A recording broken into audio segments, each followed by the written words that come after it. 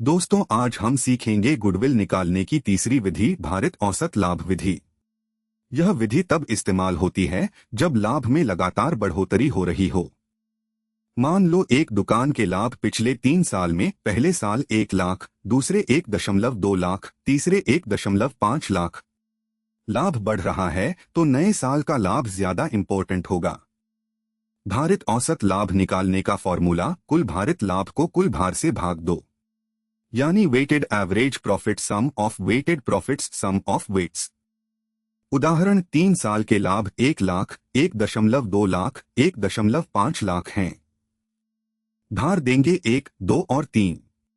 पहले भारित लाभ निकालो, 1, 1, 1, 1.2, 2, 2.4, 1.5, 3, 4.5।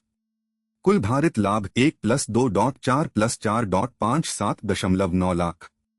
कुल भार 1 + 2 + 3 6। भारित औसत लाभ 7,90,006 1,31,667 रुपये। फिर गुडविल भारित औसत लाभ खरीद के वर्ष। अगर 3 साल के लिए खरीद रहे हैं तो गुडविल 1,31,667 3,95,000 रुपये। महत्वपूर्ण, भारित औसत विधि तब लगाओ जब लाभ लगातार बढ़ रहा हो। अगर लाभ घट रहा है तो यह विधि सही नहीं होगी। एग्जाम में क्वेश्चन में यह क्लियर दिया रहता है। अब तक हमने 3 विधियां सीख ली हैं, औसत लाभ विधि, सुपर प्रॉफिट विधि और भारित औसत लाभ विधि। तीनों को याद रखना। अगली एपिसोड में कैपिटलाइजेशन विधि और भी डिटेल में पढ़ेंगे। एक और उदाहरण, प्रॉफिट 2 लाख, 2.5 लाख, 3 लाख। भार 1, 2, 3। भारित लाभ 2, 1, 2, 2.5, 2.5, 3, 3, 9। कुल 16 लाख। कुल भार 6। भारित औसत 16, 6, 2,66,667 रुपये।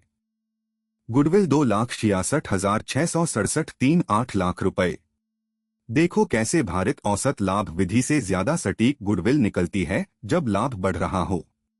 यही इस विधि की खासियत है। तो आज हमने सीखा भारित औसत लाभ विधि। फॉर्मूला याद रखना, पहले भारित औसत लाभ फिर गुडविल। अगले एपिसोड में मिलते हैं।